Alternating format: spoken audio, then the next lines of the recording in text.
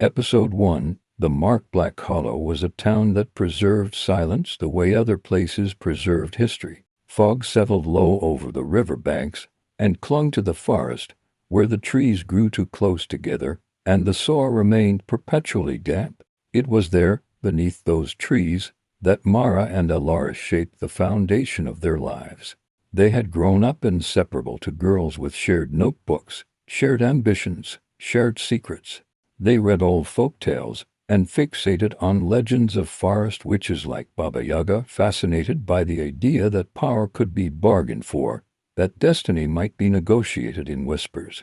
In a clearing behind the creek, they carved a crooked sigil into the earth during a childish ritual assembled from fragments of myth and imagination. The symbol should have dissolved with the rain. It did not. Adulthood separated them in subtle ways.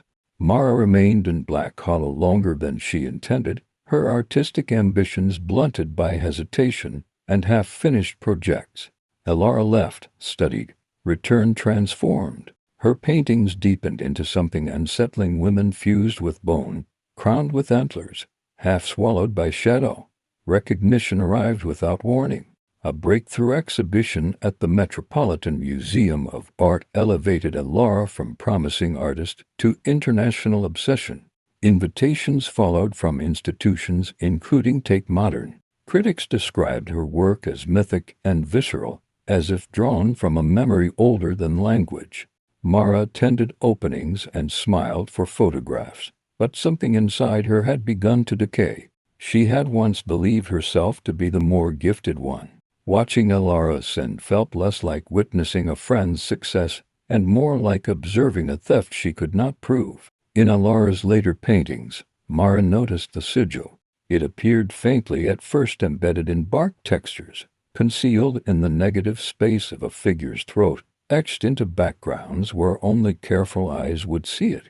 It was identical to the mark they had carved into the forest floor as children. When Alara purchased Hollowmere House, an isolated estate with a history of whispered accusations of witchcraft, her work intensified. The manor seemed to exhale wrought and iron.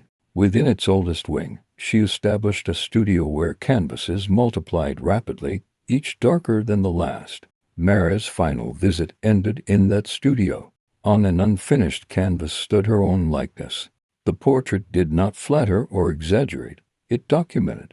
Her painted face was pallid, eyes obscured, mouth sealed in black thread. Behind her loomed a towering antlered shape, elongated and intimate, fused to her silhouette. The sigil was inscribed at the base, deliberate and unmistakable. The image felt prophetic rather than cruel.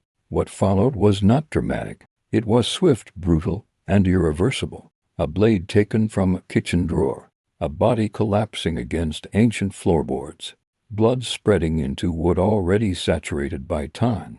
Alara's death was categorized as jealousy turned violent. The motive was clear. The verdict was decisive. Months later, Hollowmere House burned to its foundations under circumstances that investigators failed to conclusively explain.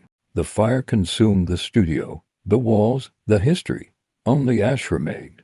But the sigil survived in photographs, in archived paintings, and in memory. Mara was sentenced. The world canonized Alara.